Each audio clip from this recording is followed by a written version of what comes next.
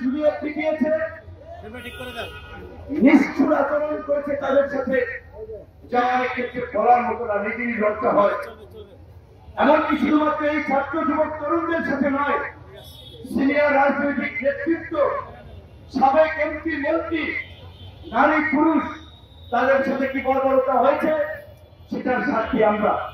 কিন্তু দুঃখজনক, শুরুর দিকে বিশেষ করে ডিবির দায়িত্ব ছিলেন রেজাউল করিম, তাকে ধন্যবাদ জানাতে হয়। তার একটা সক্রিয় রোল ছিল। আমি বলবো পুরো পুলিশ প্রশাসনের চেয়ে ডিবির রেজাউল করিমের নেতৃত্বে ডিবি সক্রিয় ছিল। কিছু ফাঁসিবাদের দোষর এই আওয়ামী লীগ নেতা থেকে শুরু করে প্রশাসনের মধ্যে যারা দুর্বৃত্তায়ন করেছিল তাদের বিরুদ্ধে কিছু শক্ত পদক্ষেপ নেওয়া হয়েছিল। যে পদক্ষেপ এবং যে ভূমিকায় থাকা উচিত ছিল সেই সময় ডিএমপি এবং পুলিশ প্রধানের, কিন্তু সেই সময় আমরা দেখি পুলিশ প্রধান ডিএমপি প্রধানকে চেঞ্জ করা হয়েছে। বর্তমানে আমরা আওয়ামী লীগ এবং তার দোষরদের গ্রেপ্তারের দাবিতে খুব বেশি প্রশাসনিক তৎপরতা দেখতে পাচ্ছি না, বরঞ্চ প্রশাসন ওই রাজনৈতিক মামলাবাদীর মতো আগের পরিস্থিতির দিকেই চলে গেছে। বিভিন্ন নেতাদের, এমনকি এই তথাকথিত ছাত্র নেতাদের অনেকের হস্তক্ষেপ, পুলিশের এসপি পরিবর্তন হয় তাদের কথায়, ডিএমপি পরিবর্তন হয় তাদের কথায়, তো এই প্রশাসন কাজ করবে কিভাবে? এই যে একটা প্রবাদ আছে, লোহা গরম থাকতে আঘাত করতে হয়। 5ই আগস্টের পর এই দেশের ছাত্র জনতা আওয়ামী লীগের পতনে যেভাবে 5ই আগস্ট রাজপথে নেমেছিল, ওই দিনে তো জনগণ রায় দিয়েছে আওয়ামী লীগের ঠিকানা এই বাংলায় হবে না। সরকার কেন 5ই আগস্টের পর 8ই আগস্ট সরকার গঠন করে কেন তার প্রথম প্রজ্ঞাপন আইনি সিদ্ধান্ত এই ফাঁসিকে নিষিদ্ধের করতে নিল না? আজকে আমাদের নেতৃত্ব বলেছেন আমরা বিভাজন চাই না, আমরা ঐক্য চাই। জাতীয় ঐক্য এবং সংহতির মধ্যে দিয়ে আগামীর বাংলাদেশ বিনির্মাণ করতে চাই। কিন্তু জাতীয় ঐক্য সংহতির নামে যারা ভাওতাবাজি করছে তাদেরকে আমাদের চিনতে হবে। আমি যদি আপনাদের সকলকে সাক্ষী রেখে বলি, আন্দোলন আমরাও করেছিলাম, আন্দোলনের জন্মই তো দিয়েছিলাম আমরা।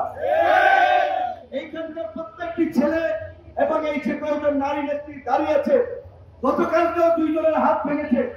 প্রত্যেকে পুলিশের, ছাত্রলীগ, যুবলীগের হামলা মামলা নির্যাতনে নিপীড়িত হয়ে গত 7-8 বছর ধরে এই রাজপথে ধারাবাহিকভাবে লড়াই চালিয়েছে। এমনকি আপনি অক্টোবরের পরে দেখেছেন যখন অনেকে অলিগলিতে মিছিল করে গণ অধিকার পরিষদের নেতা কর্মীরা প্রকাশ্যে এই যাত্রাবাড়ি, উত্তরা, ওই রামপুরা রাজপথে বাজারে মিছিল করেছে। কখনোই অলিতে গলিতে চিপায় চাপায় মিছিল করে নাই।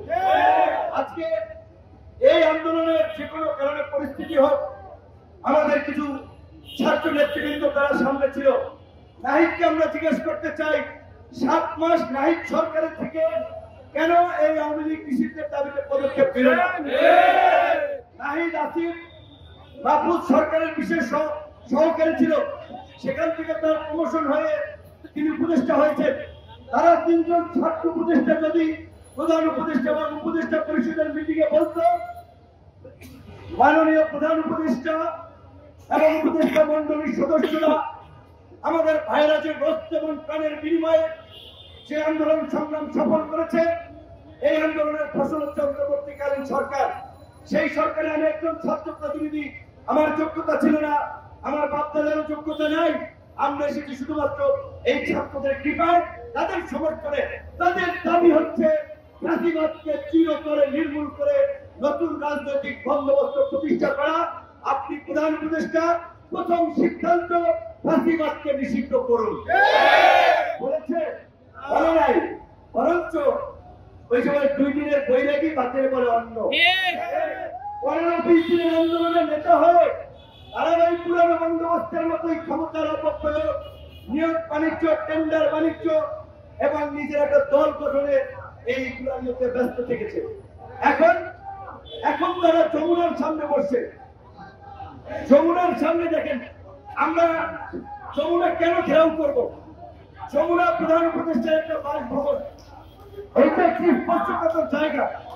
একটা দায়িত্বশীল রাজনৈতিক দল যারা যাদের সমর্থনে এই সরকার আছে, সেই জায়গা থেকে কি আমরা যমুনার সামনে ঘেরাও করতে পারি?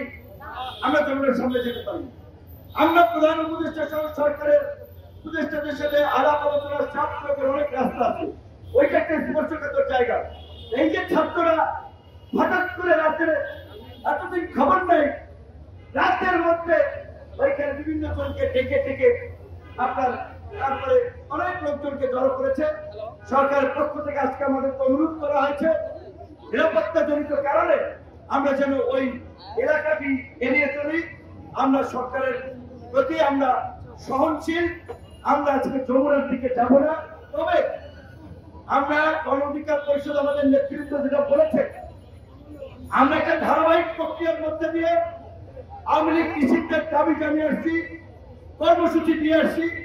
সর্বশেষ 5ই ফেব্রুয়ারি জেলায় জেলায় স্মারকলিপি, 9 ফেব্রুয়ারি বিক্ষোভ কর্মসূচি, এবং আজকেও আমরা আজকের এই বিক্ষোভ কর্মসূচিতে আমরা বলছি প্রধান উপদেষ্টা এবং উপদেষ্টা পরিষদের আলোচনায় তারা জাতীয় সংলাপের উদ্যোগ দিচ্ছে, আমরা ইতিবাচক ভাবে দেখছি।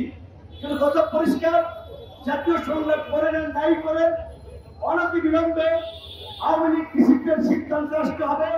অন্যথায় আজকে আমরা যমুনা ঘেরাও না করে আপনাদেরকে ছাড় দিচ্ছি, পরবর্তী গণ অধিকার পরিষদের রাজপথের কর্মসূচিতে কোনো ছাড় দেওয়া হবে না।